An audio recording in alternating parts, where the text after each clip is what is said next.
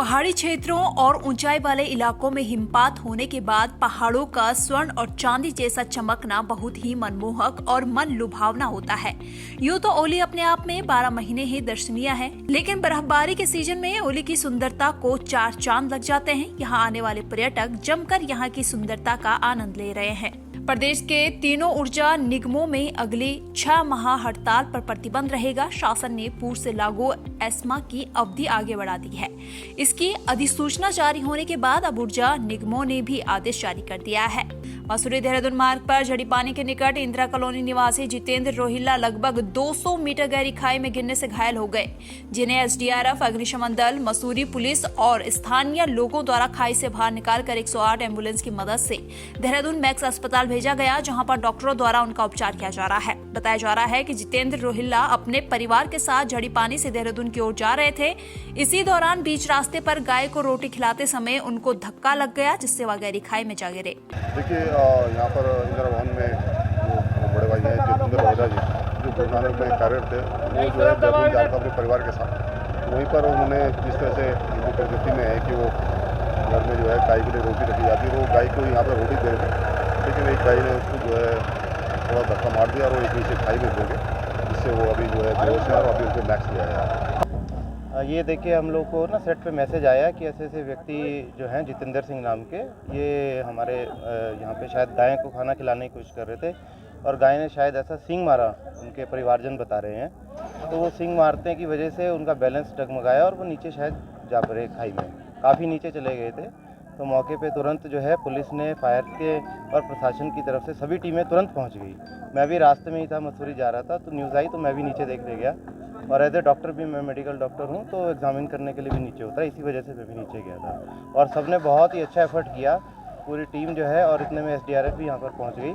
सबने मिल के शीघ्र अतिशीघ्र हार्डली 10-15 मिनट में उनको जो है खाई से नीचे उतारा है, ऊपर लेकर आए हैं और एम्बुलेंस जो है सारी व्यवस्थाएं करके हमने उनको भी अस्पताल में अग्रिम इलाज के लिए भेजा है। पर्यटन मंत्री सतपाल महाराज ने जॉर्ज एवरेस्ट पहुंचकर वहां की व्यवस्थाओं का जायजा लिया और पर्यटकों को दी जा रही सुविधाओं के बारे में जानकारी ली। इस दौरान पर्यटन मंत्री ने भारत के एकमात्र कैटोग्राफिक म्यूजियम का भी निरीक्षण किया और जॉर्ज एवरेस्ट क्षेत्र के सौंदर्यीकरण को लेकर अधिकारियों से वार्ता की। इस दौरान पर्यटन मंत्री ने यहां आने वाले पर्यटकों से भी वार्ता की और जॉर्ज एवरेस्ट क्षेत्र में मिल रही सुविधाओं के बारे में भी पूछा। जॉर्ज एवरेस्ट जो कार्टोग्राफिक म्यूजियम है, ये 23 करोड़ 52 लाख की लागत से बनके तैयार हुआ है और इसको उसी पद्धति से बनाया गया जिस प्रकार से इसका निर्माण हुआ था। इसको रेस्टोरेशन इसका किया गया है और हिंदुस्तान का एकमात्र कार्टोग्राफिक म्यूजियम ये बन करके तैयार हुआ है, जिसमें पंडित नैन सिंह रावत जी और राधानाथ सिकदर जी की जो उपलब्धियां हैं और जिस प्रकार से पीक 15 को उन्होंने नापा, तो वो सारी चीज़ें दिखाई गई हैं। और हमारी जो नाविक जो सैटेलाइट है, जीपीएस सिस्टम है, उसको भी यहाँ पर दिखाया गया है। तो बच्चों के ज्ञानवर्धन में ये बहुत सहायक होगा और जो साइंटिफिक नॉलेज रखते हैं और जिनको कार्टोग्राफी की नॉलेज है, उनके लिए बड़ा उपयोगी है ये। और यहाँ दिखाया गया है किस प्रकार से जंजीर को लेकर के, और ये लिटरली कन्याकुमारी से लेकर के यहाँ तक इसको नापा गया, तो ये बहुत ही अद्भुत कार्य हुआ है। मैं सभी लोगों को जिसमें सहयोग दिया है, उनको सबको धन्यवाद ज्ञापित करता हूँ।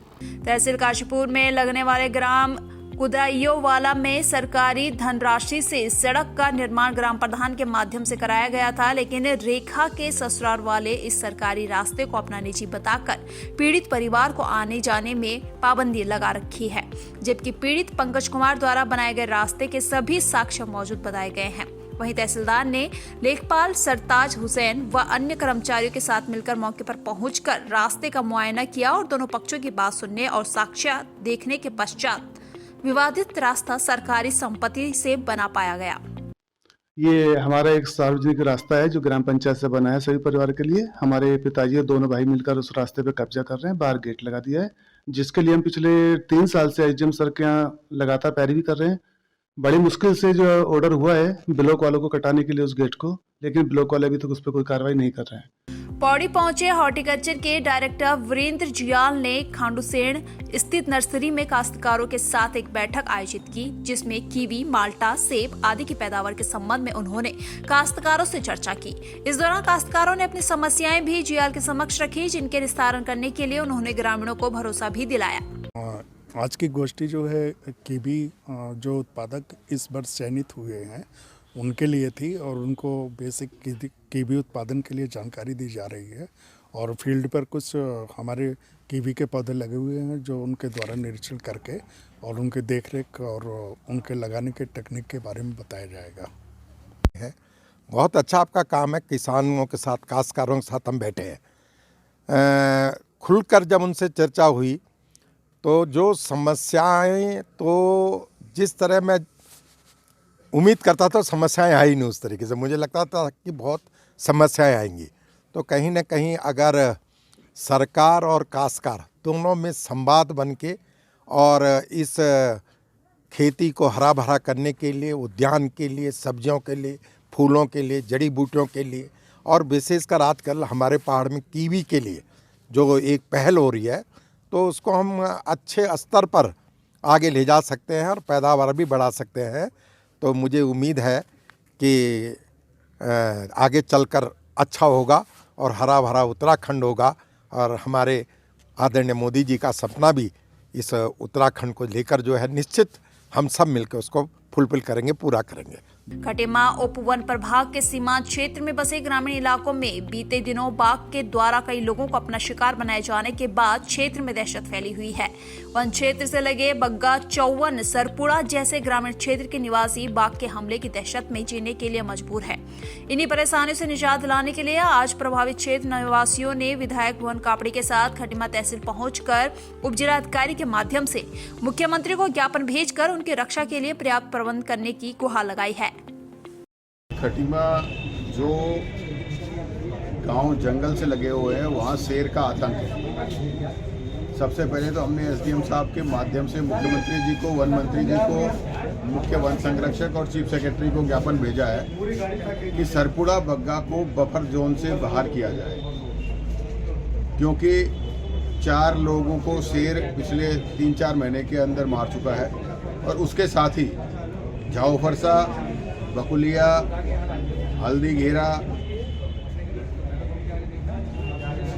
भिलैया, सरपुड़ा, रगुलिया, बनगवा, मुडेली, संतना, जो भी गांव जंगल से लगे हुए हैं, उन गांव के किनारे जो शेर का खतरा बन रहा लगातार। हल्दी में भी अभी एक गांव के पास आकर शेर ने एक सरदार जी को मार दिया था। अभी रगुलिया, बनगवा, गन्ने में शेर घुस गया था। तो हमारा ये कहना है कि जंगल के किनारे तार बाड़ करके, फिनिशिंग करके गांव को और गांव के लोगों को सुरक्षित किया जाए।